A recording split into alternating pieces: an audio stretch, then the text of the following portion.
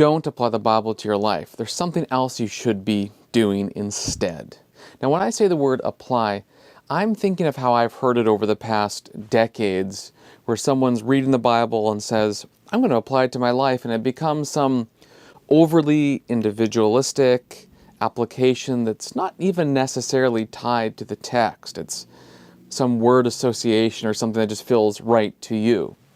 Or sometimes if it's in a church setting, I've heard it put this way: you read the Bible to derive principles. Here are 10 principles on how to live your life. Save money, invest money, make money, or whatever it is.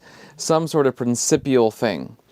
And while it's certainly not wrong to apply the Bible to your life in the way that I just said, or even to derive principles, I'm not sure that the word or verb apply is the best word to use to describe the general process of what you're doing when you read the Bible. I think there's a better word that we can use instead. And that word, once known and understood, will help us to read the Bible with a more comprehensive and fuller understanding of what it is that we're doing as we read the Bible. It's not going to be against applying it, but it's probably going to be a better description of what it is that we are doing when we read the Bible. Okay, so what is that word? I think it's not application, but transformation. It's a word that describes what's really going on within you as you're reading the text outside of you. It also seems to align with language like Romans 12, where Paul says, do not be conformed to this world, but be transformed by the renewal of your mind. And the end there is that you might know what is good and acceptable and perfect. It describes what's really going on in you, this transformation, rather than kind of making it some sort of abstract principles out here that you'll know one week and forget the next. Well, those principles may be helpful over time. Typically, you're not going to remember the principles you hear in every sermon or that you derive from every reading. But you will little by little grow from one level of glory to another, as Paul says in 2 Corinthians 3, through gazing at the face of the Lord. So transformation to me seems to be a better general category to use to describe what is really going on. And as I think about it, the Bible uses all sorts of language. It doesn't usually, at least as it comes to mind, use the word apply. It says, hear the word, keep the word, obey the word, be transformed. Hebrews says, by constant habit, discern right from wrong. Paul says, set your mind on things above, not on things below. So the language that the Bible seems to privilege and use over and over seems to indicate that there might be a better term to use than application, and that term, I think, is contemplation. Contemplation tells you what happens when you reflect on Scripture outside of you, namely that you're contemplating its meaning inside of you, so that you might be transformed into the kind of person that Scripture calls you to become. Another way to put this is that you contemplate what is reality, what is and what is not, in accordance with Scripture. Let me give you 2 examples of how this looks so that you're not left with an abstract notion. The first example is how God orders the cosmos.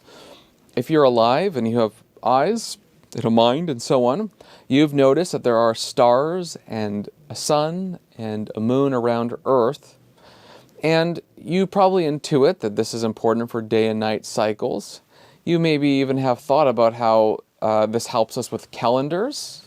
A solar year, or sometimes a lunar year, is how we describe time. But when you begin to read the Genesis account, Genesis 1 in particular, there is added meaning and context given to this. So for example,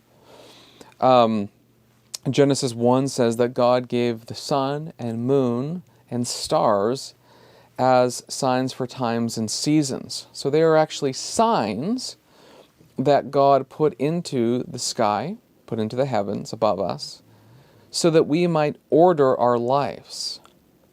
And what that tells you is that God has not only created everything, but has ordered the universe to make it into a cosmos, an ordered whole. And the sun, moon, and stars are not just interesting ornaments, but are are intentionally given to order our life. So that now when you go outside, rather than simply intuiting that they're there for important reasons, you begin to see them each as a sign from God that you are under Him, that you belong to Him. He is your creator. And He has ordered the cosmos for your benefit under His providential care. And slowly by slowly, this changes the reality of what it means for you to go outside and see the stars, rather than just being fiery, gaseous things. They are signs and signifiers of God's order in creation. A second example that might be a little bit easier to illustrate is that in the Genesis account, Genesis 3 says that the woman's name is Eve, in Hebrew, Chava, which means mother of all living. She is given that name in the context of death. Genesis 2 talks about the tree of good and knowledge, the knowledge of good and evil. And that tree of the knowledge of good and evil is forbidden because in the day that you eat of it, you shall die. So the early couple intuited goodness easily, but didn't have access to the additional knowledge of evil, which is really a subtraction. And once they do, their eyes are open to evil, and the pursuit of evil is essentially a pursuit of death. And so they are therefore exiled from life to death, from goodness to the knowledge of evil. They're exiled literally from the tree of life east of Eden, and they live in a place that is disordered, a ground that is cursed, and in a place that leads to death. Genesis 5 shows by genealogy the truth of the statement, because everybody dies, and he died, and he died, and he died. And in the midst of this, you have Eve. Her name means life, for she is the mother of all living, the text says. And something unique is happening here. In this, despite that death is there, she alone has a unique privilege of procreation, of creation of life. You see this in Genesis 4 in the early verses where Eve conceives and she bears a son, and she says, I have gotten a son with Yahweh. Sometimes translations say with the help of Yahweh, but more literally just as with Yahweh. And the text there is indicating that the woman and God are together co-creating, procreating life. That in the womb of the woman, God was knitting together the bones and the sinews and so on. And through the procreation experience, the woman was growing a life inside of her womb. She is the matrix of life. Women collectively are the matrices of life.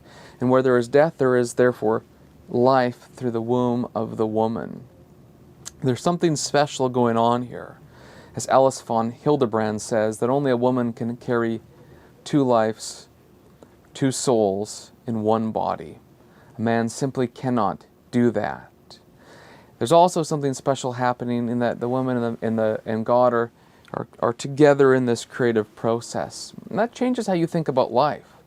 Life becomes more sacred, special, unique.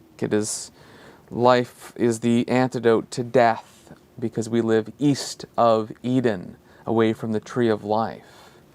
There's a special work that's happening with God, so life is sacred. It's not just abstract and utilitarian. It's not just about using medical processes to create life just so that there is more life. But this is a special way in which women in particular, obviously men are involved, but women in particular are the matrices of life, and God is involved. And so I think that changes you. It transforms you by contemplation of what this life is. If you're a male or a female, but if you're a female, you will know that life is forming in your womb, and God is working through this so that there might be life in the midst of death. Husbands, men in particular, are also contributing to this through the whole begetting process, and they protect and nourish that life alongside the woman as well. Well, that's a transformation of mind that changes how you live and treat children and think about life in the womb and think about the particular value and nature and dignity of women.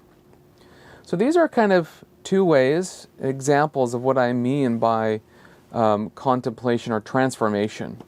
We are to be transformed in mind, and It begins with contemplative reading and reflecting on the meaning of reality. What is a star? What is a sun? What is a moon? What is life in the womb? And through that you become transformed in mind so that you cannot help but see everything differently. And then, yes, of course, that ushers into new ways that you act and live and habits that you practice.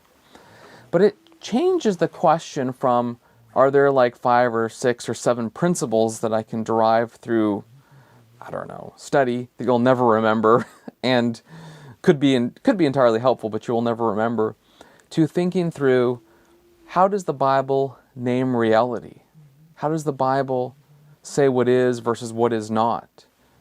And when it does so, you begin to reflect on how the Bible names reality, describes what the sun and moon and stars are doing, describes what life in the womb is. And through that contemplation, that prayerful reflection, you become transformed. And you become transformed in mind so that you grow, as Paul says, from one level of glory to another. I think this language is a better general term than application to describe what it is that we are doing as Christians when we read the Bible. Like and subscribe if you've enjoyed this, and watch the video above my shoulder now for more.